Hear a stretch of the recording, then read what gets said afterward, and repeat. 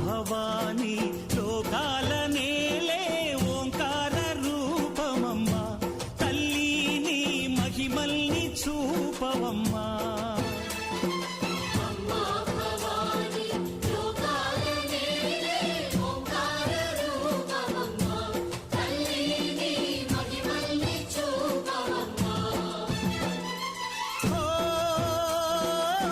సృష్టికే దీపమా